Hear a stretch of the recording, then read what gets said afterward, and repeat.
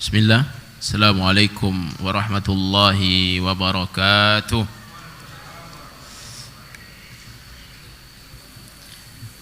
Innal hamdalillah nahmaduhu wa nasta'inuhu wa nastaghfiruhu wa na'udzu billahi min shururi anfusina wa sayyiati a'malina. Man yahdihillahu fala mudilla lahu wa may yudlilhu fala hadiya lahu.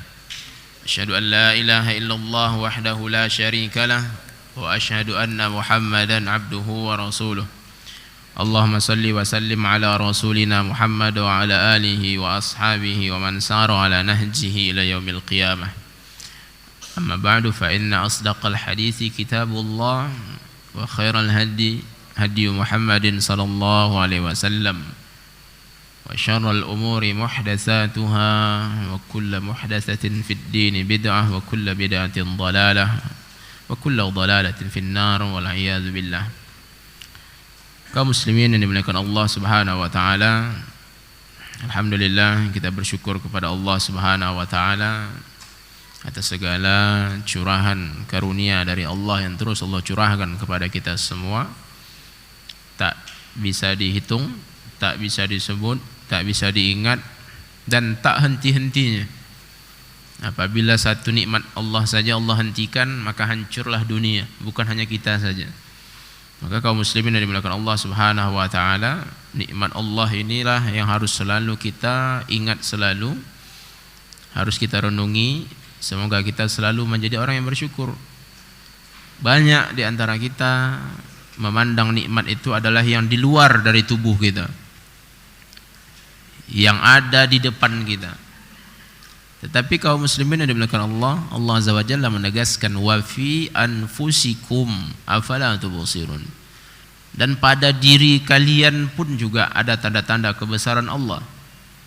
Artinya ada karunia Allah juga pada diri kita semuanya. Tidakkah kalian memahami? Itu yang Allah sampaikan.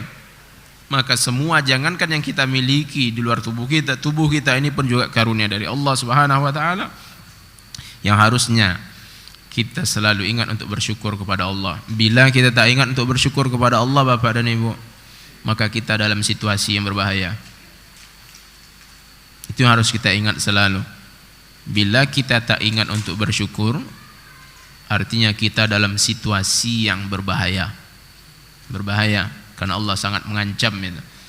Siapa yang tak bersyukur kepada Allah, inna adzabi lasyadid, sesungguhnya azabku sangatlah pedih. Na'udzubillah. Kita memohon juga kepada Allah Azza wa Jalla, semoga salawat beserta salam semoga selalu Allah sampaikan kepada Rasulullah sallallahu alaihi wasallam. Kaum muslimin, jemaah sekalian yang dimuliakan Allah Subhanahu wa taala, kembali kita membuka lembaran-lembaran kehidupan orang-orang yang berada di sekitar Rasulullah sallallahu alaihi wasallam, orang-orang yang semuanya memiliki sosok, peristiwa dan tauladan yang harusnya dan akan terus menjadi inspirasi harusnya oleh kaum muslimin. Jadi kita harus berhenti mengidolakan orang-orang yang berada di barat sana. Kita stop itu, Bapak dan Ibu. Kita hentikan. Hari ini kalau kita lihat televisi yang berbicara pakar ini dan itu, cendekiawan ini dan itu, apabila mengambil sebuah contoh permisalan, selalu diambil dari barat. Si fulan ilmuwan ini, pakar ini, ahli filsafat ini dan itu, dari Yunani, dari Belanda, dari segala macam negara-negara di luar sana yang notabene adalah yang non muslim. Maka itu harus kita hentikan, karena sesungguhnya contoh-contoh yang sangat mulia itu sudah ada di depan kita, yaitu pada orang-orang yang berada di sekitar Rasulullah sallallahu alaihi wasallam, dan itu bukan dongeng. Peristiwa-peristiwa yang sangat fenomenal yang terjadi di sekitar Rasulullah sallallahu alaihi wasallam itu bukan dongeng, bukan cerita yang bertambah-tambah, bukan fiksi, semuanya ilmiah, Bapak dan Ibu. Kita ingat lagi apa arti ilmiah itu? Kenapa kajian-kajian kita itu selalu dikatakan kajian ilmiah? Ilmiah itu singkatnya ada sumbernya, bisa dipertanggungjawabkan. Kisah ini dari mana kita ambil ini? Nanti kita dikutip dari kitab Al-Bidayah wan Nihayah karya Ibnu Katsir. Ibnu Katsir dapat dari gurunya, dapat dari fulan bersanad bersambung. Dari mana? Dari kitab Syiar A'lamin Nubala karya Imam Az-Zahabi. Imam Az-Zahabi dari mana dapatnya? Dari fulan sampai. Itulah ilmiah. Nah, sebaliknya cerita teman di sebelah bahwa gurunya dalam satu malam itu Isra dan Mi'raj 70 kali. Jangan nengok Pak beritanya itu. Ada mana beritanya itu? Dia Isra Mi'raj 70 kali satu malam. Rasulullah cuma sekali. Lengkap semuanya itu. Dapat perintah salat, nampak bentuk Jibril yang aslinya, melihat para nabi di setiap lapis langit. Kemudian melihat bagaimana surga neraka, bagaimana ciri-ciri penduduk surga dan neraka, lengkap semuanya satu kali perjalanan. Ini mas yang satu ini 70 kali. Nah, itulah yang tidak ilmiah. Jadi Bapak dan Ibu dimuliakan Allah Subhanahu wa taala, apa yang telah dan akan kita bahas ini adalah semuanya kisah-kisah yang real, yang nyata, yang harus menjadi inspirasi kita semua karena ini adalah kisah-kisah yang benar. Dan malam ini kita sampai ke Zaid bin Harithah. Zaid bin Harithah. Seperti biasa diawali dengan kata mutiara. Kata mutiara ini diambil dari ucapan Rasulullah sallallahu alaihi wasallam. Rasulullah sallallahu alaihi wasallam menyampaikan, dan ini hadis diriwayatkan oleh Imam Bukhari dan Muslim. Wa imullah laqad kana Zaid bin Harithah khaliqan bil imarah wa laqad kana ahabban nasi ilayya. Demi Allah, sesungguhnya adalah Zaid bin Harithah seseorang yang terampil, memiliki kecakapan, kemampuan di dalam kepemimpinan, dan sesungguhnya dia adalah orang yang sangat aku cintai. Begitu banyak manusia di dunia ini, dialah yang sangat kucintai, kata Rasulullah sallallahu alaihi wasallam. Bapak dan Ibu ini dimuliakan Allah, ini satu hal lagi yang harus kita ingat selalu sampai kapanpun. Ya, ini harus jadi catatan seumur hidup kita nih Bapak dan Ibu. Kenapa? Ada dua hal yang berbeda.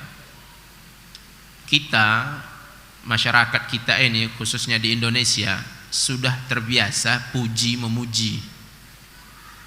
Puji memuji. Nanti kita duduk aja di kedai kopi itu udah banyak pujian yang keluar itu.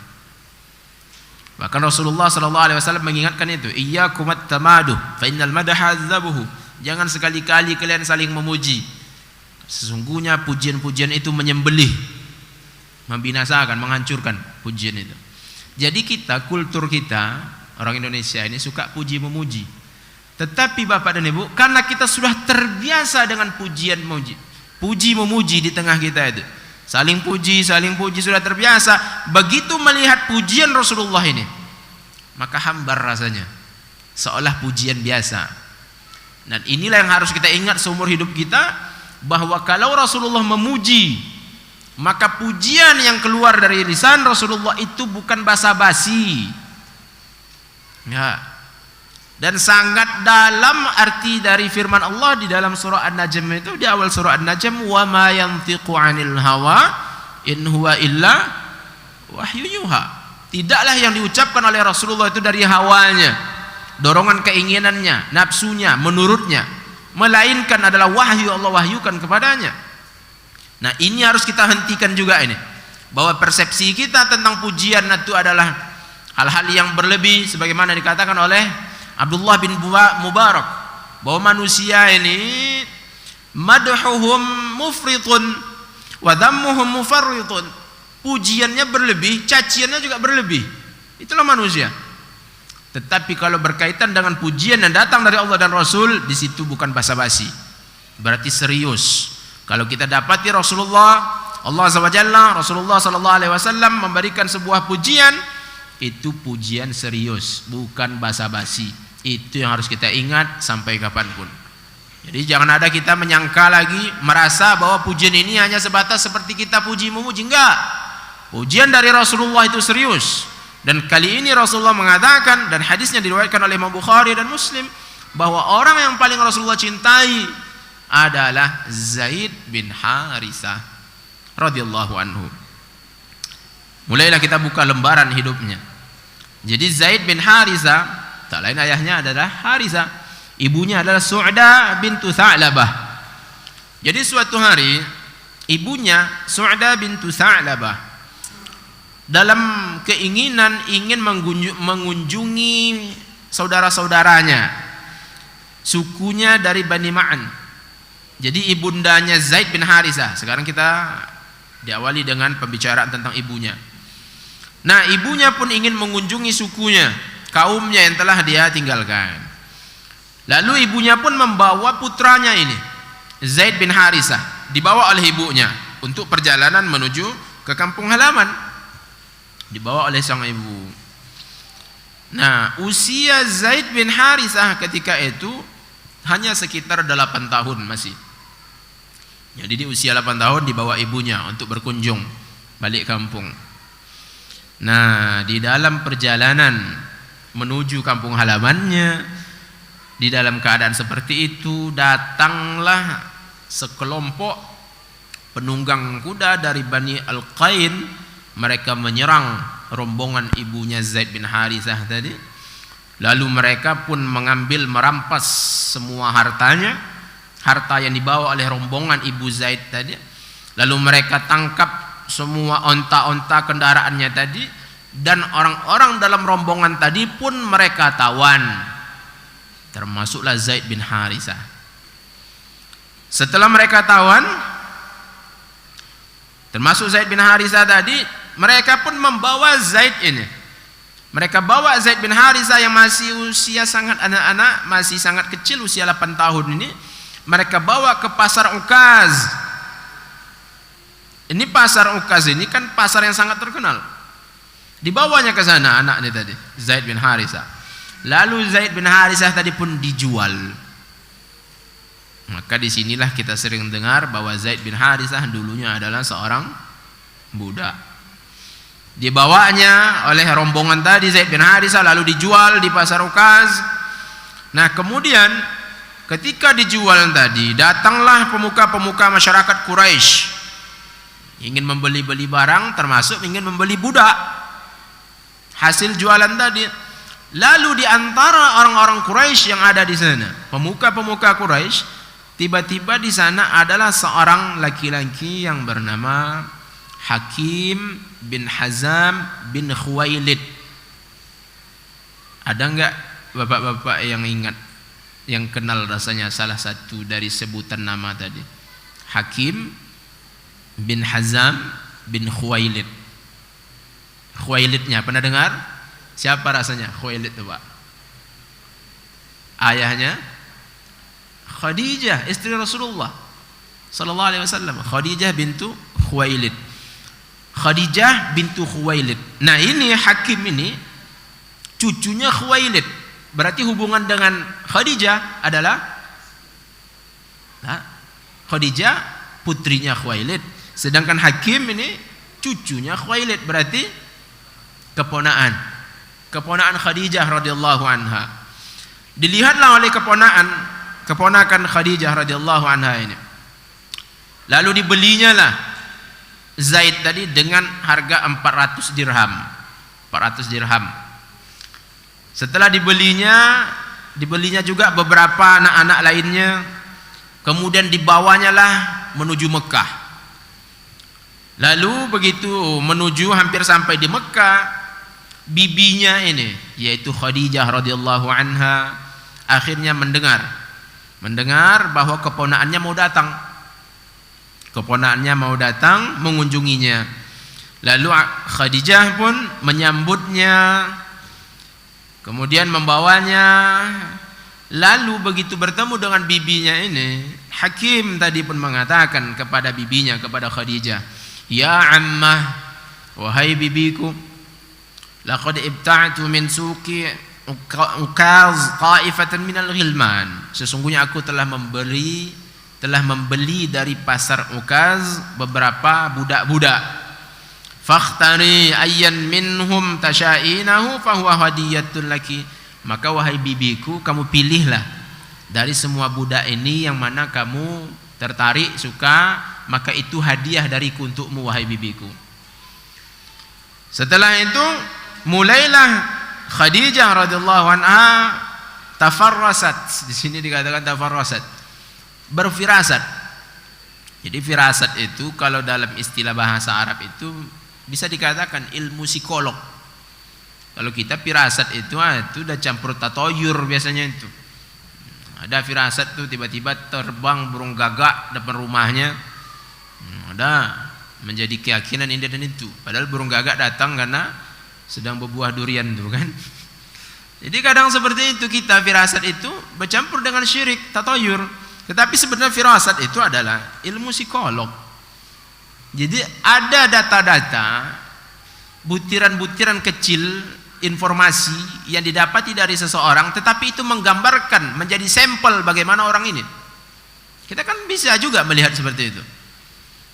Ada orang yang datang, keningnya berkedut aja itu, wajahnya abasa wa tawalla. Itu tak lain orang punya banyak beban biasanya itu. Ada orang datang wajahnya cerah saja itu. Ini orang dalam keadaan bahagia, baru mendodos, harga sawit naik. Jadi kan ada pancaran-pancaran itu dari tubuh-tubuh seorang dan itu bisa dibaca. Nah, Khadijah pun mulailah membaca wajah budak-budak yang dibawa oleh keponakannya tadi. Lalu Khadijah pun memilih Zaid bin Harisah. Di sana Khadijah menyaksikan ada tanda-tanda pinternya dan bijaksananya anak ini. Nampak itu logat-logatnya itu. Nah, ini anak ini bijaksana, pintar, cerdas, itu diambil oleh Khadijah. Tak berapa lama setelah itu Khadijah pun menikah dengan Rasulullah SAW. Artinya Zaid bin Harisah berada dengan atau di bawah kepemilikan Khadijah sebelum Rasulullah menikah. Yang artinya sebelum Rasulullah menjadi Rasul. Rasulullah menikah dengan Khadijah di usia 25 tahun. Menjadi Rasul di usia 40, artinya ini 15 tahun sebelum kenabian. Masih jauh lagi kenabian. Nah, setelah menikah dengan Rasulullah SAW, lalu Khadijah pun menyerahkan Zaid bin Harisah tadi kepada Rasulullah SAW, menjadikan hadiah untuk Rasulullah, karena Khadijah memperhatikan inilah hadiah terbaik yang bisa diberikan ke Rasulullah SAW. Nah, kemudian berpindahlah Zaid bin Harisah tadi. Masya Allah perjalanan hidupnya. Dari orang tua, kemudian ditawan, kemudian dijual, kemudian di tangan Khadijah, kemudian berakhir di tangan Rasulullah SAW. Begitu beliau pun berada di bawah kepemilikan Rasulullah SAW. Mulailah beliau hidup dengan segala macam petunjuk dan arahan Rasulullah. Belum menjadi Rasul, belum menjadi Rasul.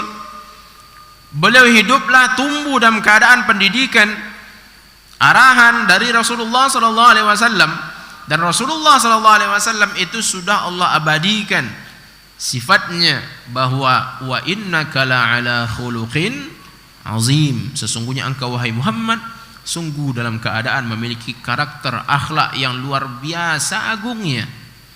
Nah, sekarang Zaid bin Harisah berada di dekat Rasulullah, di rumah Rasulullah SAW. Jadi mulailah tumbuh Zaid bin Harisah dengan pertumbuhan yang di bawah naungan Rasulullah SAW. Lalu kembali lagi kepada ibunya. Ibunya sudah berada kembali dengan ayahnya. Jadi setelah usaha dari ayahnya, akhirnya ayahnya tadi pun Harisah dapat lagi membawa ibunya pulang, yaitu Sa'dah tadi. Kemudian ibunya walaupun telah pulang, telah bersatu dengan ayahnya, dengan Harisah di kampung halamannya, tetapi selalu matanya tak pernah kering sang ibu tadi, karena terus penasaran, menjadi pertanyaan-pertanyaan serius di dalam hati seorang ibu, bagaimana keadaan sang buah hati. Itulah yang terus menghiasi keseharian sang ibu. Pertanyaan-pertanyaan, dua pertanyaan yang selalu melintas dalam benak sang ibu. Ahayyun huwa fatarjuhu am mayyitun fatai'asu minhu. Apakah sang anak masih hidup sehingga bisa diharapkan kepulangannya, atau telah meninggal dunia sehingga tak perlu lagi difikirkan masih hidupkah atau telah meninggal dunia. Itu terus yang menjadi buah pikiran sang ibu setiap harinya, buah hati loh Pak. Sang anak yang terus dibesarkan selama 8 tahun sekarang hilang, tak tahu kabar pastinya. Jadi saya pun pernah saksikan langsung dengan mata kepala bagaimana reaksi seperti itu. Dulu ada murid kami di Kampar, berenang di Sungai Kampar. Sudah itu qadarullah kram kakinya sehingga beliau pun hilang, hanyut. Sampai tengah malam, dari sore sampai tengah malam enggak ketemu. Sampai besok siangnya dicari enggak ketemu. Maghribnya kami kunjungi, ibunya mengatakan persis gambaran seorang ibu yang kehilangan kepastian keadaan anaknya. Ustaz, kami khususnya saya sudah berserah diri kepada Allah, cuman kami tak lain ingin kepastian apakah anak kami ini masih hidupkah atau telah meninggal dunia. Itu saja yang kami inginkan, Ustaz.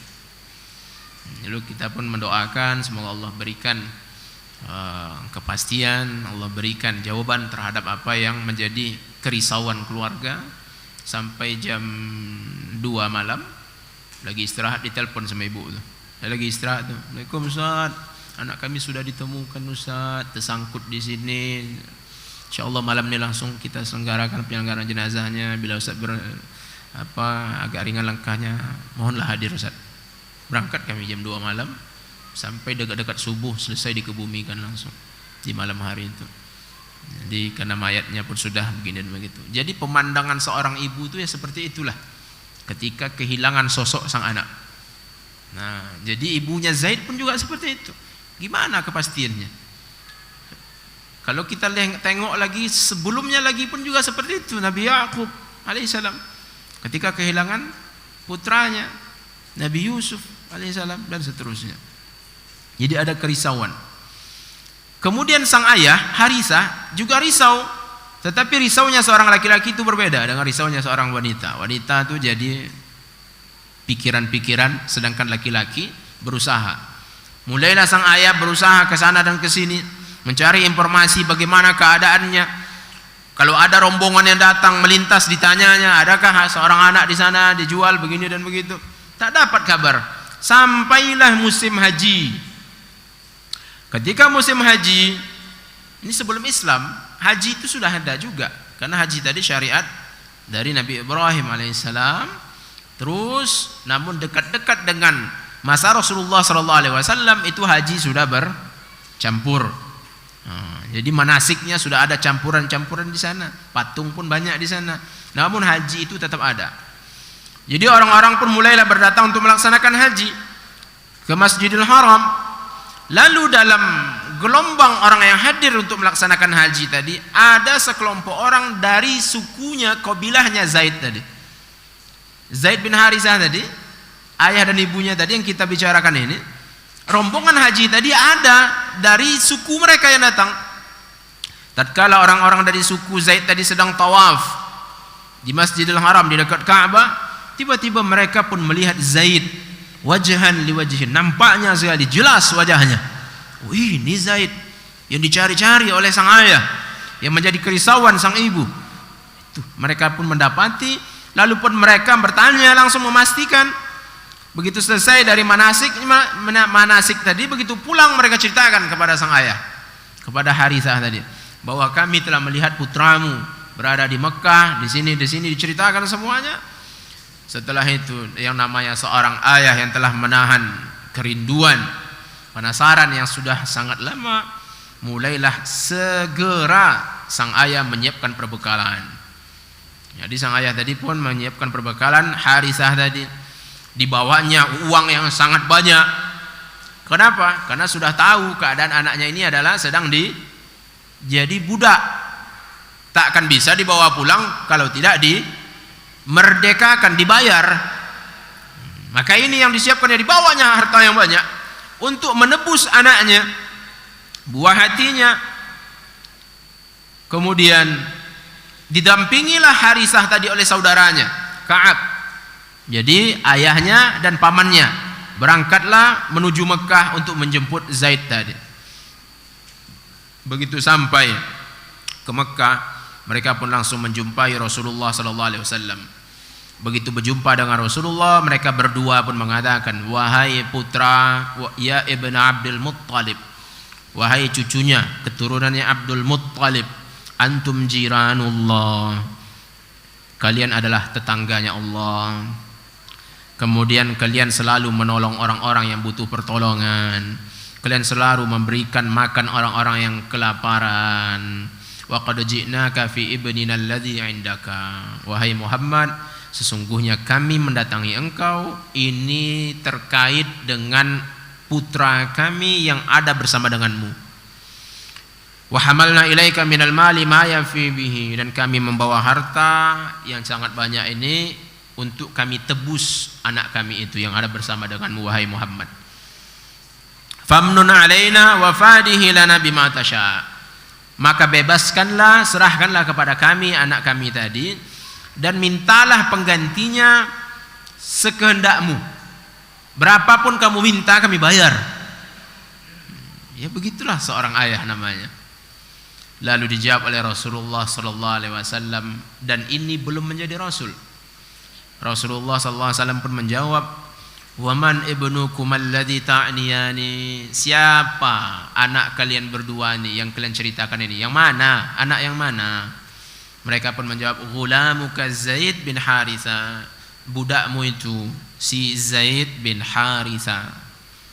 Lalu Rasulullah pun menjawab lagi, "Wa hal lakuma fima huwa khairun minal fida."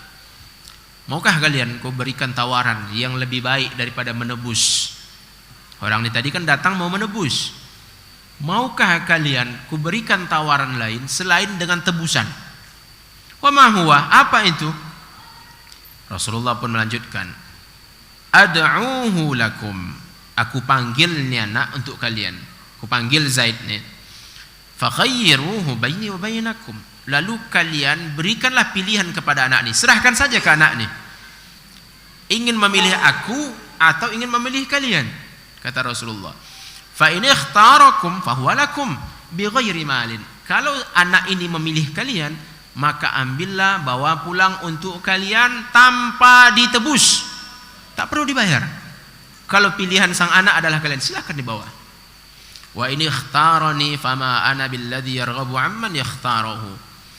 Namun kalau anak ini memilihku, kata Rasulullah, aku adalah orang yang tak bisa menolak, tidak bisa memaksakan pilihan seseorang. Jadi Rasulullah memberikan solusi yang luar biasa, dan ini menunjukkan bagaimana kemuliaan akhlak Rasulullah sallallahu alaihi wasallam. Yang namanya budak dibeli mahal, dijual juga mahal, bisnis yang menggiurkan. Saking menggiurkannya, orang-orang pun berusaha mencari budak-budak lainnya dengan cara itu tadi, dirampok di tengah jalan, dibegal, dan itu sudah ada dari dulu begal itu. Lalu orang-orang tadi pun dijadikan budak karena harganya mahal, tetapi Rasulullah sallallahu alaihi wasallam memberikan pelajaran yang luar biasa tentang bagaimana kemuliaan akhlak Rasulullah, padahal ini belum menjadi rasul. Memanglah amat benar apa yang Allah sampaikan bahwa Rasulullah memiliki karakter yang luar biasa agungnya. Nah, setelah itu dijawablah oleh dua orang ini, ayah dan pamannya Zaid tadi. Laqad ansafta wa balaghta fil insaf. Kau telah benar dan kau luar biasa benarnya, adilnya engkau mengambil solusi ini, mengambil kebijakan seperti ini. Setelah itu Rasulullah pun memanggil Zaid. Begitu datang Zaid, Rasulullah bertanya, "Man hadzani?" Siapa dua orang ini wahai Zaid? Dijawab oleh Zaid yang masih kecil ketika itu, "Hadza Abi Haritha ibnu Syurahil wa hadza ammi Ka'ab." Ini ayahku Haritha dan ini pamanku Ka'ab. Dia kenal. Dan dijelaskannya, ini ayahku dan ini pamanku. Lalu Rasulullah melanjutkan, "Qad khayyartuka in syi'ta madaita ma'ahuma wa in syi'ta aqamta ma'i." Aku telah memberikan pilihan kepadamu wahai Zaid. Kalau kamu mau memilih mereka, silahkan kamu berangkatlah dengan mereka. Jika kamu memilihku, maka kau pun tetaplah bersama denganku, kata Rasulullah.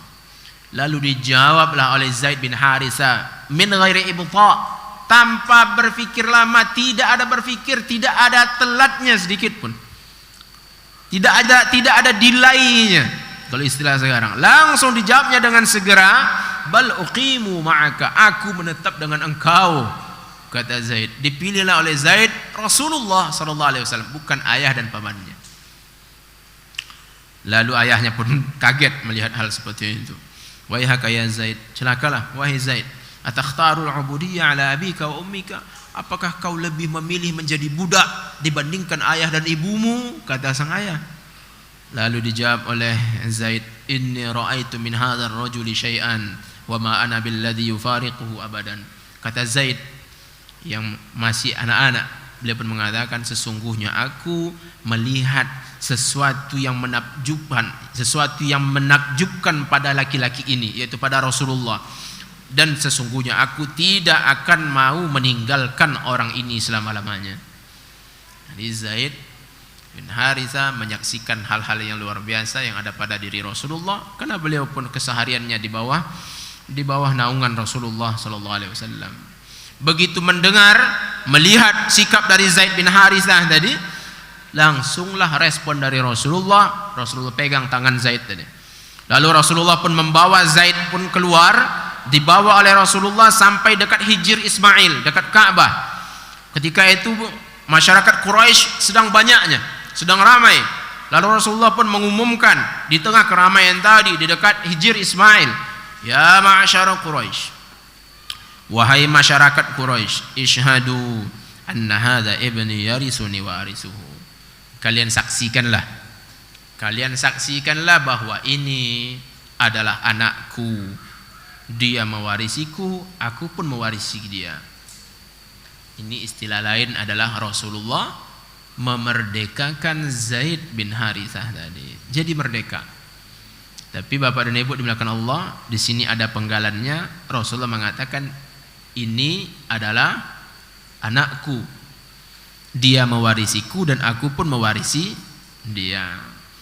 Kita ingat lagi, ini belum menjadi Rasul sallallahu alaihi wasallam. Nah, setelah itu terkenallah Zaid bin Harithah ini dipanggil menjadi Zaid bin Muhammad. Jadi dinisbahkan dia kepada Rasulullah. Zaid putranya Muhammad. Terus dia dipanggil seperti itu sampai Rasulullah sallallahu alaihi wasallam pun diangkat menjadi rasul. Tatkala Rasulullah diangkat menjadi rasul, membawa Islam, maka Islam pun datang dengan menghapuskan hal seperti itu. Ketika Allah menurunkan firman-Nya dalam surah Al-Ahzab ayat 5, ud'uuhum liabaihim, panggillah mereka kepada ayah-ayah mereka sendiri. Nah, disinilah Bapak dan Ibu dimuliakan Allah, anak angkat itu dihapuskan oleh Islam. Jadi tidak boleh ada anak angkat lagi. Nah, tidak boleh ada anak angkat. Peristiwa ini terjadi pada Rasulullah, juga terjadi pada Hudzaifah bin Yaman, Salim maula Abi Hudzaifah. Ada Salim itu dimerdekakan oleh Abi Hudzaifah, lalu setelah itu dianggap sebagai anak, lalu dihentikan. Begitu turun ayat ini tadi, ud'uuhum liabaihim, panggillah mereka kepada ayah mereka. Jadi kembali lagi dipanggil Zaid bin Harithah, tidak lagi Zaid bin Muhammad. Itu catatan Bapak dan Ibu, karena di tempat kita sangat banyak istilah anak angkat, pemanggilan ayah dan lain sebagainya. Nah, Bapak dan Ibu dimuliakan Allah Subhanahu wa taala. Setelah datang Islam, mulailah Zaid bin Harithah ini memperoleh harta yang luar biasa. Bukan harta dalam bentuk materi, tapi harta dalam bentuk kebaikan dunia dan akhirat. Karena beliau berada di bawah naungan Rasulullah sallallahu alaihi wasallam. Bapak dan Ibu dimuliakan Allah Subhanahu wa taala. Keluarga Zaid tadi tak menyadari, tak mengetahui dari awal bahwa ternyata tempatnya Zaid bernaung ini, yaitu Rasulullah sallallahu alaihi wasallam, bahwa ia, yaitu Rasulullah, adalah sayyidul bashar, pemimpinnya manusia di semesta alam ini. Yang setelah Rasulullah menjadi rasul, Rasulullah pun menjadi rujukan dunia, pedomannya dunia. Dunia tunduk kepada Rasulullah sallallahu alaihi wasallam. Nah, inilah tempat bernaungnya putra mereka tadi. Nah, Bapak dan Ibu dimuliakan Allah Subhanahu wa taala.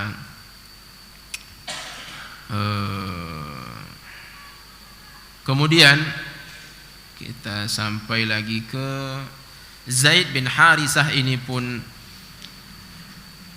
menjadi orang yang sangat dicintai oleh Rasulullah sallallahu alaihi wasallam. Laqad asbaha Zaid bin Harisah aminan li sirri Rasulillah sallallahu alaihi wasallam. Adalah Zaid bin Harisah menjadi orang yang terpercaya oleh Rasulullah dalam masalah yang tersembunyi rahasia Rasulullah sallallahu alaihi wasallam. Kemudian qaidan li bu'uthihi wa sarayahu. Juga Zaid bin Harisah ini menjadi pemimpin dalam berbagai macam misi dan utusan-utusan dari Rasulullah. Lalu Zaid bin Harisah ini menjadi ahada khulafaihi 'ala al-Madinah idza ghadaraha an-nabi alaihi salatu wasalam. Ketika Rasulullah pergi meninggalkan Madinah, selalu Zaid bin Harisah inilah ditunjuk oleh Rasulullah sebagai penggantinya, pemimpin di Madinah. Jadi berbagai macam keistimewaan yang luar biasa ada pada Zaid bin Harisah, kepercayaan dan cinta Rasulullah kepadanya. Nah, kemudian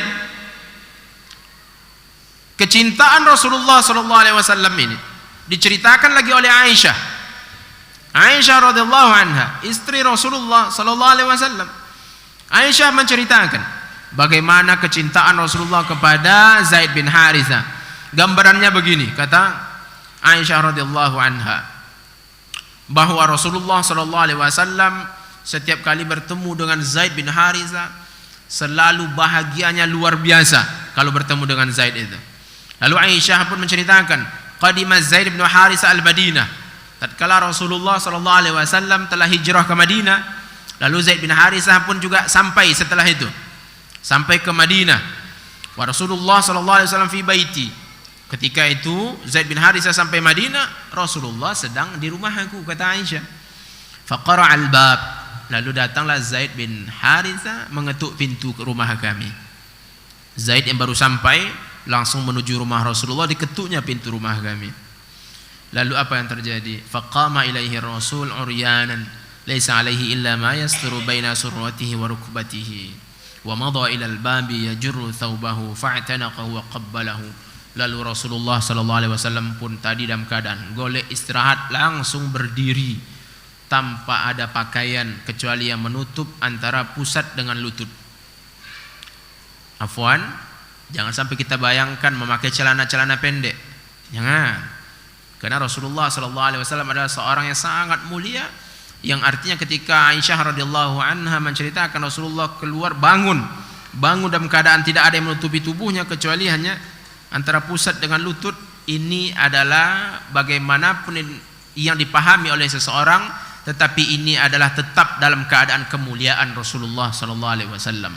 Jadi tak sama dengan kita yang berada di rumah, keadaan kita seperti ini. Jadi jangan sampai kita bayangkan seperti kita yang seperti itu. Rasulullah pun langsung bangun, sambil berjalan menuju pintu Rasulullah mengambil pakaiannya. Nah, setelah itu langsung Rasulullah kenakan pakaiannya sambil berjalan. Lalu Rasulullah pun menyambutnya dan menciumnya. Dicium oleh Rasulullah Zaid bin Harisah tadi. Lalu Aisyah radhiyallahu anha menceritakan, wallahi ma ra'aitu Rasulullah sallallahu alaihi wasallam uryanan qablahu wala ba'dahu. Demi Allah, kata Aisyah, aku tidak pernah melihat Rasulullah sallallahu alaihi wasallam tanpa pakaian sebelum itu dan setelah itu. Jadi Bapak dan Ibu dimuliakan Allah Subhanahu wa taala, ini banyak hikmahnya ini, peristiwa ini. Di antaranya bahwa Rasulullah SAW sangat mencintai dan menyayangi Zaid bin Harisah, sampai-sampai keadaan yang belum ada persiapan pun Rasulullah segera mempersiapkan dirinya untuk menemui dan menyambut Zaid bin Harisah.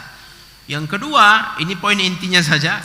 Yang kedua, ternyata gaya hidupnya Rasulullah di dalam rumahnya tetap menutup tubuhnya. Aisyah mengatakan ini, dan ini hadis diriwayatkan oleh Imam Tirmidzi. Tak pernah kulihat Rasulullah sebelumnya seperti itu tanpa pakaian, dan setelah itu seperti itu tanpa pakaian itu.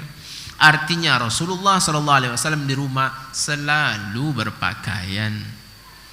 Maka bapak dan ibu dimulakan Allah, mungkin inilah menjadi permasalahan rumah tangga saat sekarang ini.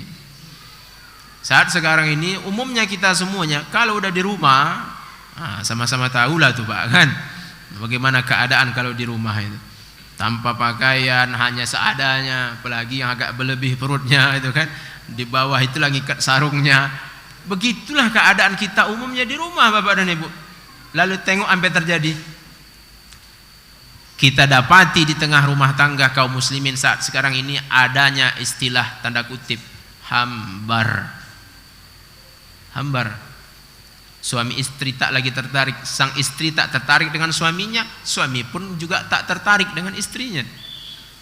Bapak-bapak kayak gitu di rumah, ibu-ibu pun juga macam itu juga di rumah. Afwan, terbuka saja.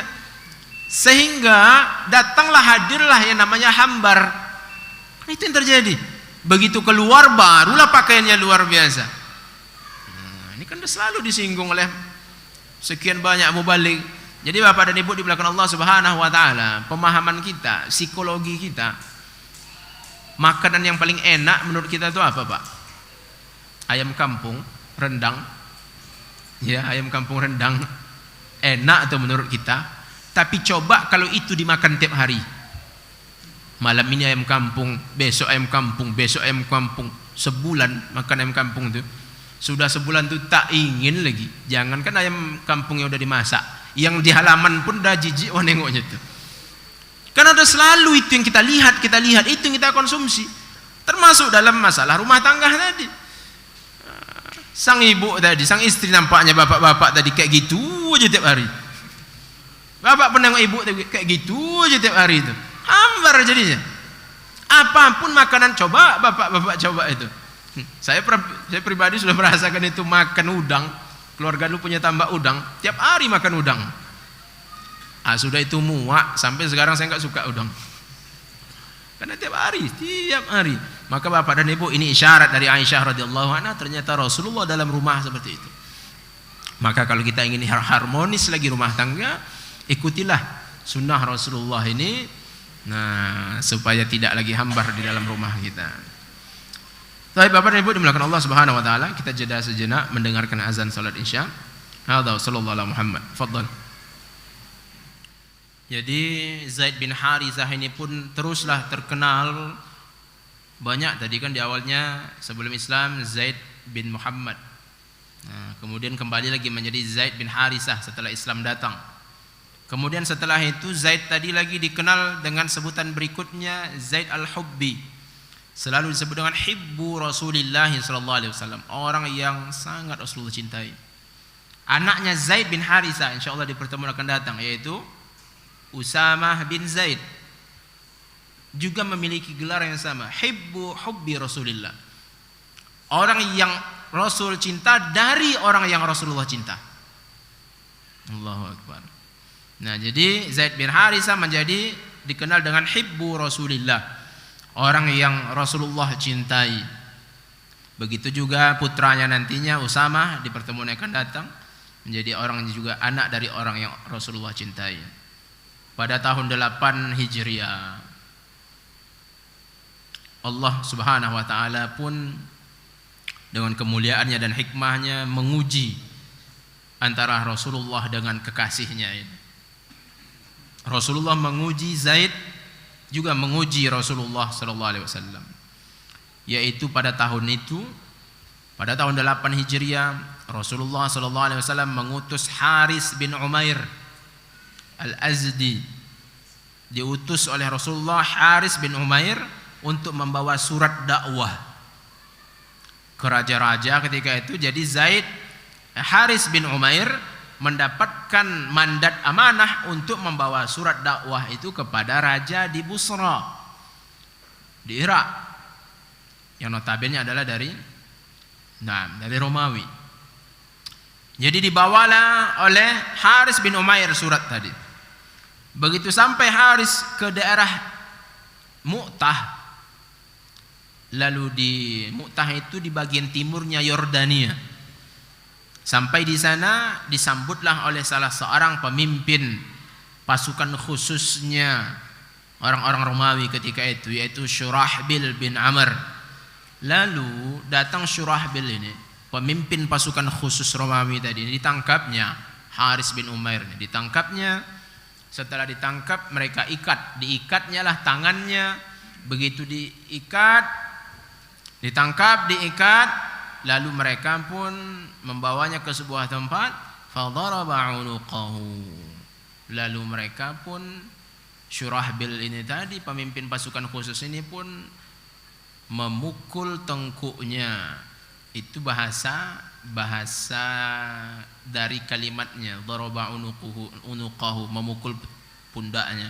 Tapi arti sebenarnya adalah, kalau itu disebutkan artinya adalah memancungnya, dipenggalnya lah kepala Haris bin Umair, utusan Rasulullah sallallahu alaihi wasallam. Bapak dan Ibu dimuliakan Allah Subhanahu wa taala. Jadi, bagaimanapun keadaan dunia ketika itu, negara-negara yang berbeda berselisih, tetapi semua negara, semua daerah menjunjung tinggi sebuah kehormatan masing-masing tempat, yaitu utusannya. Makanya dari dulu semua utusan itu dijamin keselamatannya, dijamin harus dalam keadaan selamat diterima utusan tadi. Apabila terjadi peristiwa seperti ini tak lain artinya adalah deklarasi perang, tak lain adalah meremehkan, menantang dan lain sebagainya. Nah, sekarang itu terjadi pada Rasulullah sallallahu alaihi wasallam. Utusan Rasulullah dipancung. Lalu apa yang terjadi setelah itu? Begitu sampai kabar kepada Rasulullah sallallahu alaihi wasallam, karena tak pernah kejadian ada utusan diperlakukan seperti ini adalah pelecehan dan lain sebagainya, maka Rasulullah pun mulailah mempersiapkan tentara. Dan tentara ini adalah tentara yang cukup besar ketika itu. Tentara ini pun terdiri dari 1,000 muqatil, 3.000 tentara, 3.000 personil yang akan berangkat berperang menuju Mu'tah. Lalu Rasulullah pun menitipkan kepemimpinan tentara tadi kepada kekasihnya tadi, yaitu Zaid bin Haritha. Rasulullah menunjuk Zaid bin Haritha untuk menjadi panglima perangnya. Lalu Rasulullah pun mengatakan kepada kaum muslimin, in usiba Zaidun fatakunul qiyadatu li Ja'far bin Abi Talib. Jika Zaid bin Harithah gugur, maka kepemimpinan kepada Ja'far bin Abi Talib. Bapak dan Ibu dimuliakan Allah, Zaid bin Harithah orang yang sangat Rasulullah cintai. Ja'far bin Abi Talib adalah saudara sepupu Rasulullah sallallahu alaihi wasallam dan lain-lainnya. Artinya dua orang ini adalah orang dekat dengan Rasulullah sallallahu alaihi wasallam. Jadi ternyata praktik memberikan amanah kepada orang yang berada di sekitar kita, yang memiliki hubungan keluarga, kekerabatan, praktik itu dilakukan oleh Rasulullah. Lalu kenapa Rasulullah menitipkan, memberikan amanah itu kepada mereka? Tak lain bahwa Rasulullah sallallahu alaihi wasallam apakah diberikan ilham petunjuk oleh Allah azza wa jalla atau dengan segala macam pertimbangan, Rasulullah bahwa dua orang ini sangatlah kompeten untuk mengemban amanah itu. Kalau itu terjadi di masa sekarang, maka itu akan dikatakan nepotisme. Jadi Bapak dan Ibu dimuliakan Allah Subhanahu wa taala, itu pula yang terjadi kepada Utsman. Ketika Utsman bin Affan menjadi khalifah, ada beberapa orang keluarganya diangkatnya untuk menjadi pembantunya, mengemban amanah, mengelola negara, kabinet negara ditunjuk oleh Utsman beberapa orang anggota dari keluarganya.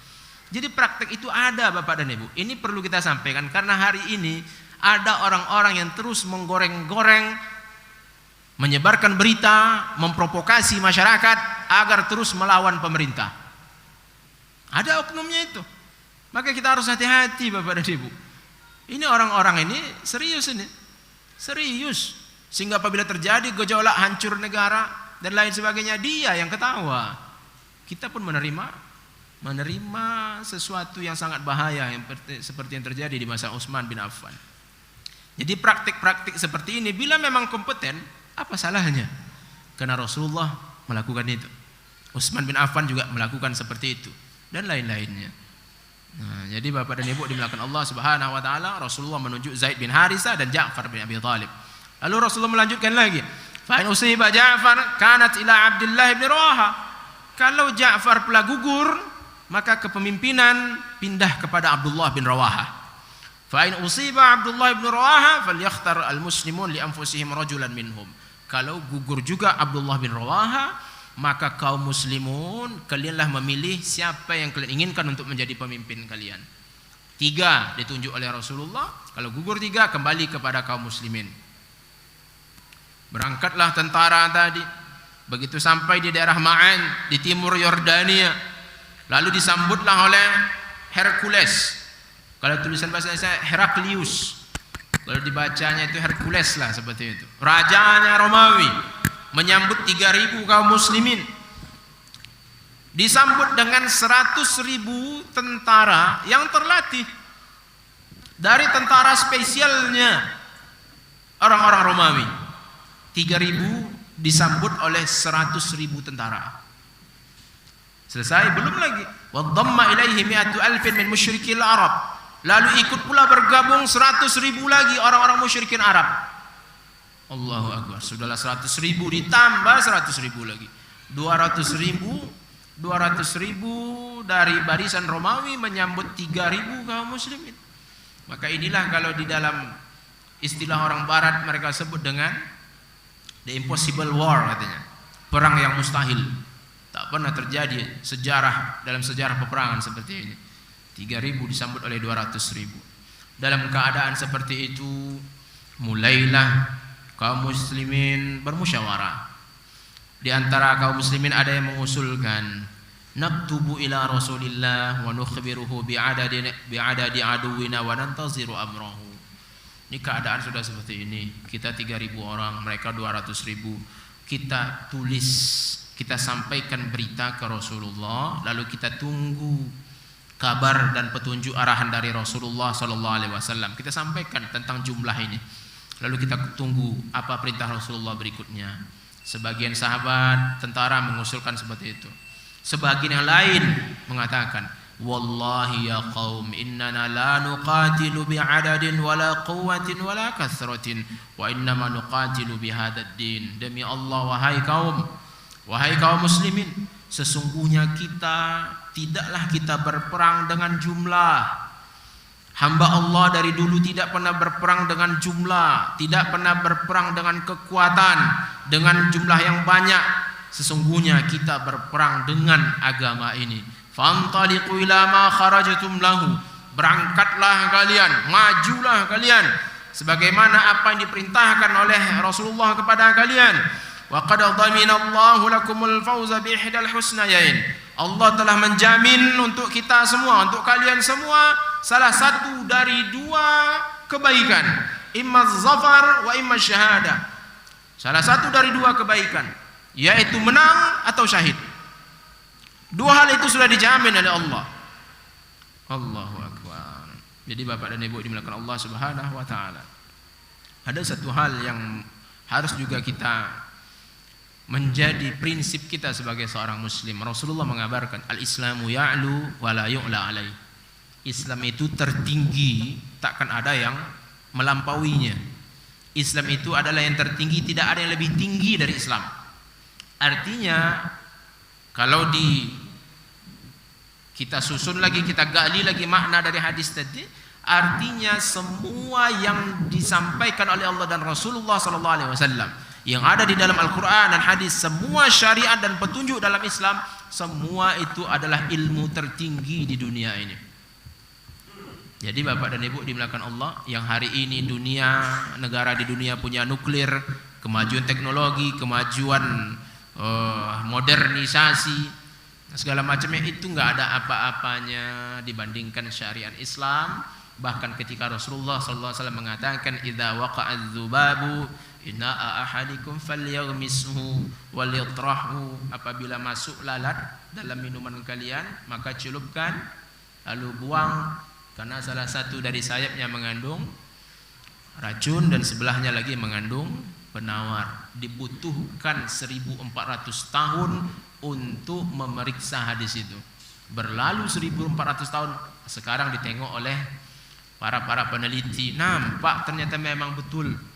Lalu ketika Rasulullah mengatakan idza walagal kalbu inna'a ahadikum faghsilhu sab'an ulahun nabit turab. Ini sudah sering kita bahas di pelajaran hadis dengan ustaz kita juga. Apabila anjing menjilati bejana barang-barang di rumah kalian, maka cucilah 7 kali. Yang pertamanya, dalam riwayat lain salah satu dari 7 tadi bercampur dengan tanah. Jilatan anjing 1400 tahun dibutuhkan waktu untuk memeriksanya. Lalu sekarang baru terlihat diperiksa oleh ahli-ahli itu, ilmuwan, ternyata air liur anjing luar biasa kumannya, penyakitnya. Dan sampai hari ini belum ada penawar dari virusnya air liur anjing tadi, atau sering dikenal dengan istilah penyakit rabies. Sampai hari ini tidak ada, belum ditemukan lagi obatnya. Apabila udah digigit atau terkena rabies, 2 bulan setelah itu biasanya haus luar biasa, airnya sudah dipegang, mau diminum tak bisa diminum, padahal tubuhnya sehat, bisa bergerak, tak bisa minum. Silakan tengok videonya di sosial media, itu banyak disebarkan bagaimana orang yang terkena skabies, dia sehat tapi tak bisa minum. Tak berapa lama setelah itu pun selesailah hidupnya. Jadi itulah ilmu-ilmu yang ada di dalam Islam. Jadi Allah Subhanahu wa taala, kalau Allah mau bisa saja Allah ajarkan ke Rasulullah untuk buat bom, karena akan berperang dengan Romawi, untuk membuat rudal, tetapi itu tak diajarkan oleh Allah. Yang Allah ajarkan adalah siwak, wudu, mandi junub. Artinya inilah pelajaran yang tertinggi ini Bapak dan Ibu. Jadi kita harus tanamkan itu baik-baik di dada kita dan dalam keluarga kita, bahwa ini semua ketika Rasul mengatakan Islam itu yang tertinggi, berarti inilah pelajaran yang tertinggi. Pelajaran membuat bom, membuat mobil itu tak tinggi itu Pak, tak tinggi itu. Nah itu yang harus kita ingat. Jadi Bapak dan Ibu di belakang Allah Subhanahu wa taala, sehingga para sahabat Nabi mereka sangat paham arti perintah dari Allah dan Rasulnya.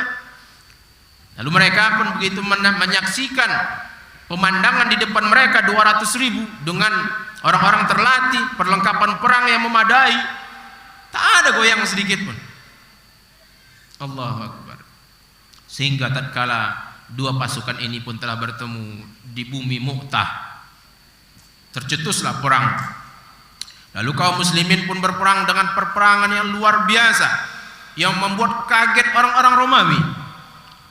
Kemudian membuat hati kaum muslimin pun menjadi bangga dengan fenomena seperti ini. 3.000 bisa menghadapi 200.000. Jadi ini pemandangan yang terjadi di hari itu. Nah, kemudian mulailah diceritakan bagaimana Zaid bin Harithah, beliau radhiyallahu anhu berjuang dengan perjuangan yang luar biasa sebagai seorang pemimpin, panglima perang. Bukan sebagai panglima perang itu bagaikan pemimpin dalam sebuah sampan yang duduknya di belakang, tetapi pemimpin perang dia berada di paling depan. Kalau di sampan duduknya paling belakang, tapi dia panglima perang, dia selalu paling depan. Zaid bin Harithah pun menunjukkan perjuangan yang luar biasa, berjuang dengan arahan dari Rasulullah SAW, memperjuangkan la ilaha illallah, sampailah akhirnya tubuh Zaid bin Harithah pun terkoyak-koyak oleh ratusan panah dan tombak dari orang Romawi, sehingga Zaid bin Harithah pun persis seperti Rasulullah sampaikan, gugurlah Zaid bin Harithah. Setelah gugur, lalu panji Islam tadi pun kaum muslimin dipegang oleh Ja'far bin Abi Thalib, sepupu Rasulullah. Lalu Ja'far pun berjuang yang luar biasa. Dan ini menjadi catatan sejarah bahwa ketika Ja'far bin Abi Thalib berjuang dengan luar biasanya, tangannya memegang panji bendera Islam, disabet oleh orang Romawi sehingga putus tangan kanannya. Lalu disambutnya dengan tangan kiri, dipegangnya dengan tangan kiri. Lalu disabet lagi tangan kirinya oleh tentara Romawi, putus lagi tangan kirinya. Tinggallah sisa lengannya, itulah dipegangnya untuk mengapit bendera kaum muslimin. Terakhir datang pedang yang terakhir dari orang Romawi, berhenti di samping pundaknya, sehingga di dalam sejarah dicatatkan bahwa Ja'far bin Abi Thalib pun radhiyallahu anhu syahid dalam keadaan tubuhnya hampir terbelah. Setelah gugur Ja'far bin Abi Thalib, sebagaimana isyarat dari Rasulullah, lalu bendera pun berpindah kepada Abdullah bin Rawaha. Abdullah bin Rawaha pun berperang lagi, perjuangan yang luar biasa, tak pernah tercatat dalam sejarah seperti ini. Lalu Abdullah bin Rawaha pun juga syahid, gugur. Lalu persis seperti isyarat dari Rasulullah, kaum muslimin pun mulai bermusyawarah, siapakah yang akan menggantikan lagi menjadi pemimpin, menjadi panglima. Lalu kaum muslimin sepakat kepada Khalid bin Walid radhiyallahu anhu yang baru saja masuk Islam. Ini perang terjadi di tahun 8 Hijriah. Nah, lalu setelah itu Khalid pun menyusun strategi sehingga Khalid bin Walid dengan izin Allah Subhanahu wa taala dapat membawa kebanggaan kepada kaum muslimin bahwa ternyata 3.000 kaum muslimin ini tak bisa dikalahkan oleh orang-orang Romawi yang 200.000. Lalu Bapak dan Ibu dimuliakan Allah Subhanahu wa taala, kabar ini bahwa Zaid bin Harithah telah gugur sampailah kepada Rasulullah sallallahu alaihi wasallam. Jadi Rasulullah pun memperoleh informasi, dapat kabar. Allah kirimkan kabar kepada Rasulullah sallallahu alaihi wasallam, langsunglah Rasulullah pun bersedih. Tak pernah Rasulullah sesedih itu sebelumnya. Saking cintanya Rasulullah kepada Zaid bin Harithah. Setelah itu Rasulullah pun langsung menuju keluarganya Zaid. Rasulullah mendatangi rumahnya Zaid, menemui keluarga Zaid, yu'azzihim. Rasulullah melakukan ta'ziyah. Ta'ziyah itu dari azza ya'izzu ta'ziyatan. Artinya itu tasbir, mengsabarkan. Itu arti ta'ziyah. Jadi Rasulullah pun duduk, datang ke rumah Zaid bin Harithah, lalu mengsabarkan, memberikan kabar kepada keluarganya. Tatkala Rasulullah sallallahu alaihi wasallam sampai di rumah Zaid bin Harithah, lalu Rasulullah pun bertemu dengan memegang anaknya yang putrinya yang masih kecil, putri dari Zaid bin Harithah yang sangat kecil ketika itu. Lalu Rasulullah pun mengucurkan air mata kesedihan. Lalu Rasulullah sallallahu alaihi wasallam pun menangis. Lalu lihatlah oleh Sa'ad bin Ubadah, "Ma hadza ya Rasulullah?" Apa ini wahai Rasulullah? Karena lihat Rasulullah menangis ketika itu. Rasulullah pun menjawab, "Hadza bukaul habibi ala habibihi." Ini adalah tangisan seorang kekasih kepada kekasihnya. Bapak dan Ibu dimuliakan Allah Subhanahu wa taala. Itulah Zaid bin Harithah radhiyallahu anhu. Lagi kita sampaikan, ini bukan dongeng. Ini adalah kisah nyata, peristiwa yang luar biasa yang ada di sekeliling Rasulullah sallallahu alaihi wasallam. Maka hal-hal seperti ini sudah cukuplah untuk kita menjadi inspirasi, dan berhentilah kita mengambil inspirasi dari orang di luar Islam sana. Radhiyallahu anhum ajma'in. Semoga Allah meridai para sahabat Nabi semuanya. Amin ya rabbal alamin. Hadza wa sallallahu ala Muhammad. Subhanakallahumma bihamdika asyhadu an la ilaha illa anta astaghfiruka wa atubu ilaik. Assalamualaikum warahmatullahi wabarakatuh.